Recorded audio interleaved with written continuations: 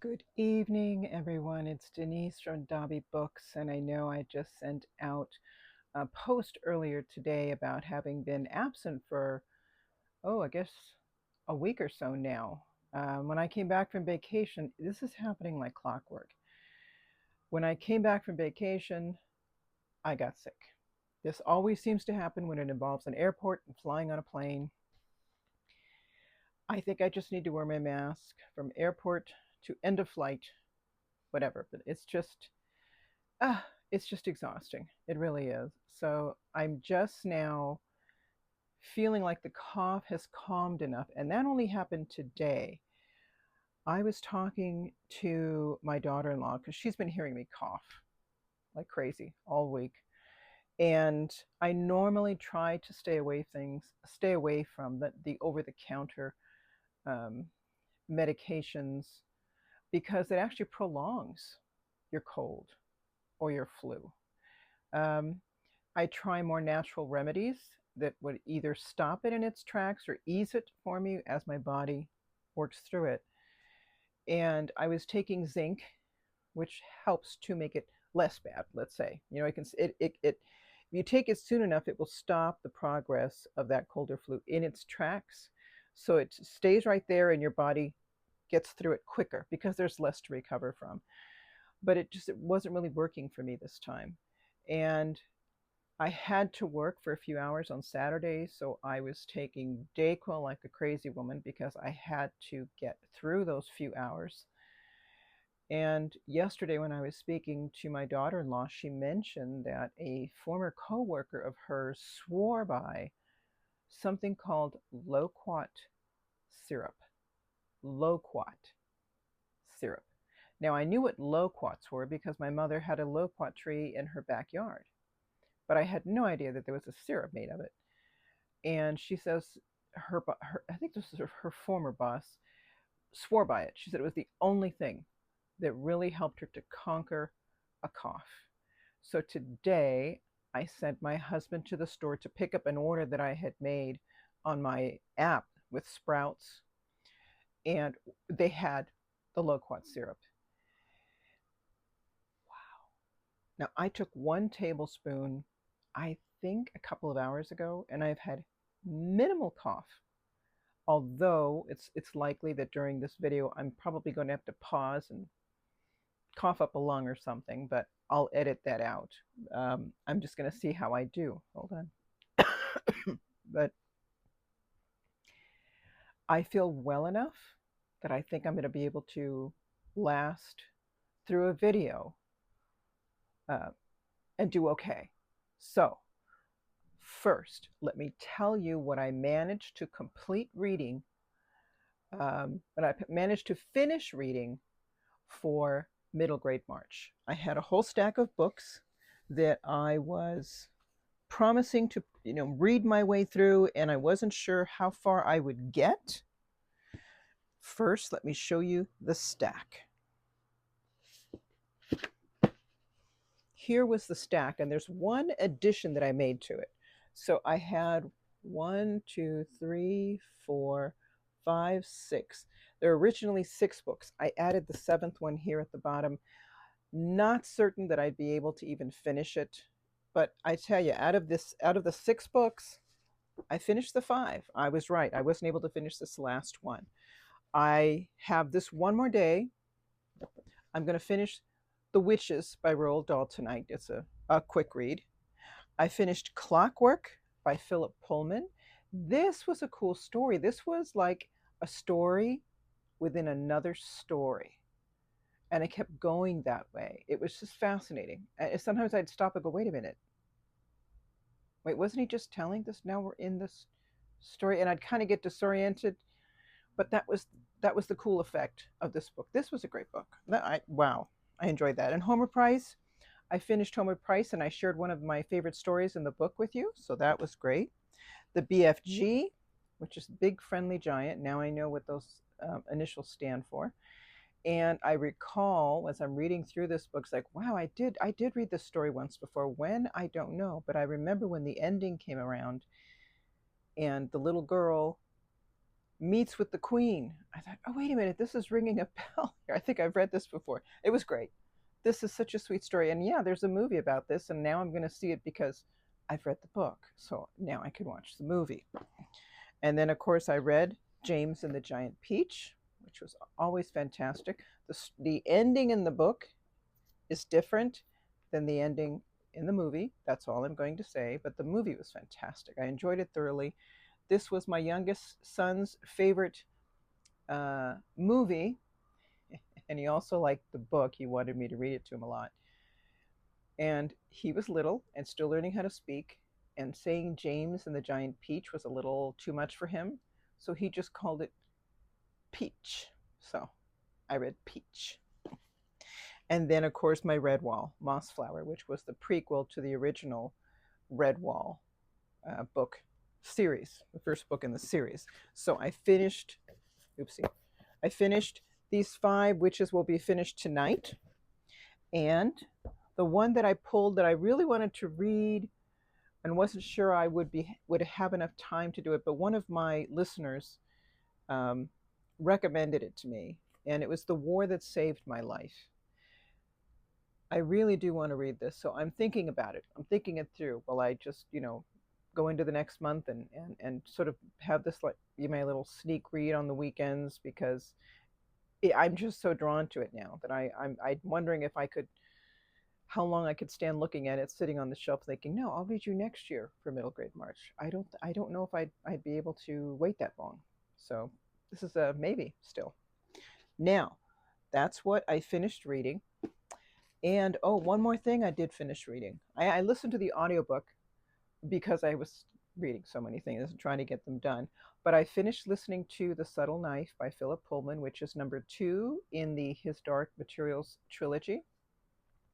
And it is a continuation of Lyra's experiences, and she's walked into another world and meets a young man named Will, her same age. And now her adventure is joined with his adventure and his to hers, and we learn even more.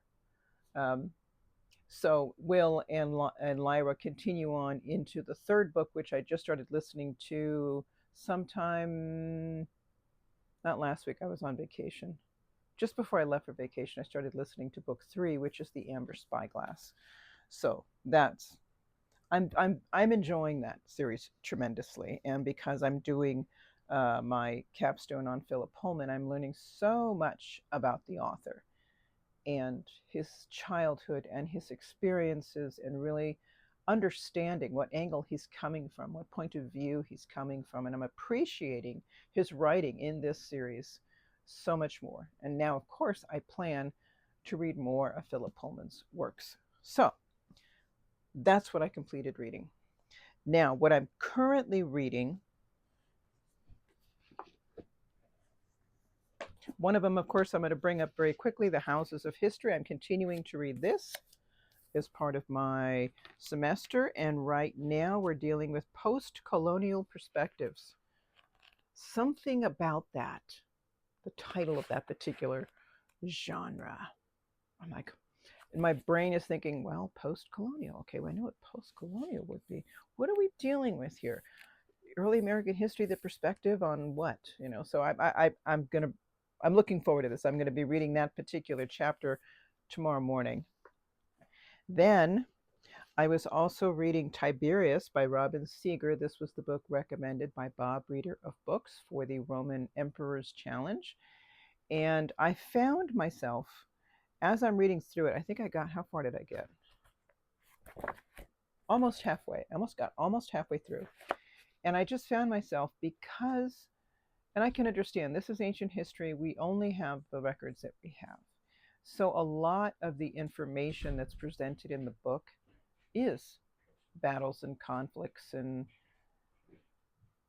pageantry and intrigue, and it's especially when it was dealing with the details of certain wars, I found my mind having trouble focusing in on it.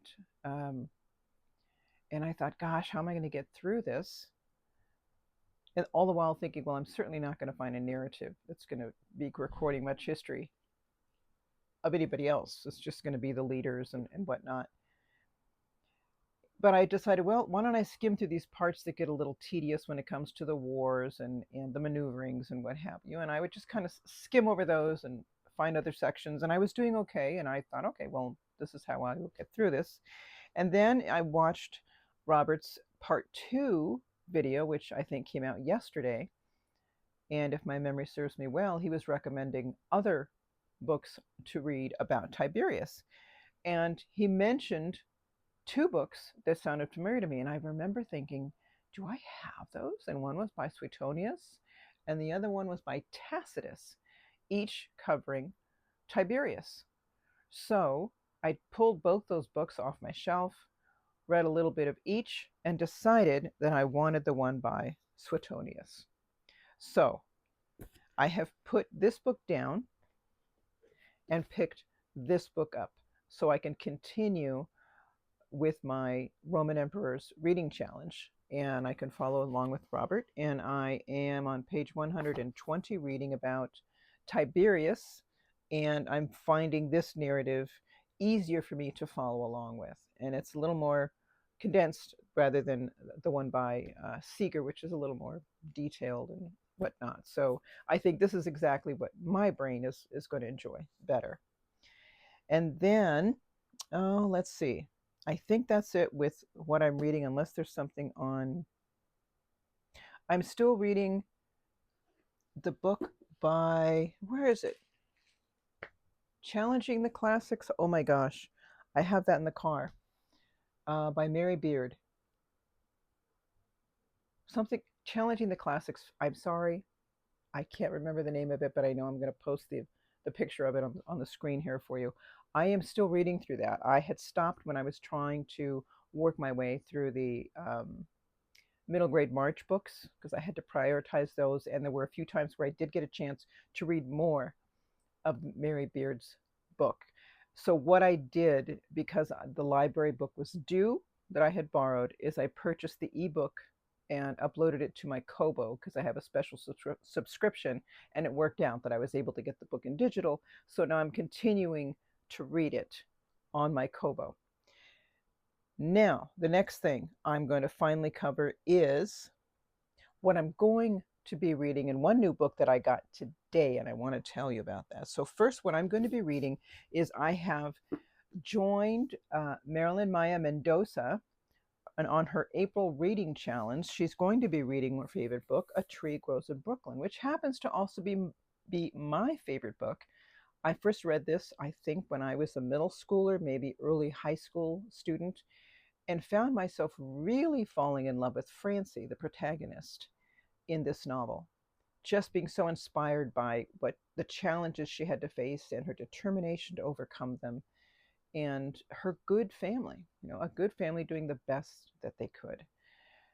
Something about this story really, really stuck with me. And every few years, I reread this novel. So when I heard that Marilyn was going to be doing an April read along, I was game. I said, yeah, I got stuff to do, but I really want to do this. So if any of you are interested, Marilyn has a Goodreads page, and it's on there that our little reading group is adding our names to that group. And also you can look, I will put a link of that particular recording that she did when she announced that April reading challenge as well. So I will start reading this tomorrow, April 1st. I'm very excited. And then the last thing I want to mention is I just purchased this book and I love the title. It makes me laugh because, I could see all kinds of jokes coming up about this title, especially after we've had maybe a couple of beers or something. It's playful, it's serious, it's funny, it's the whole nine.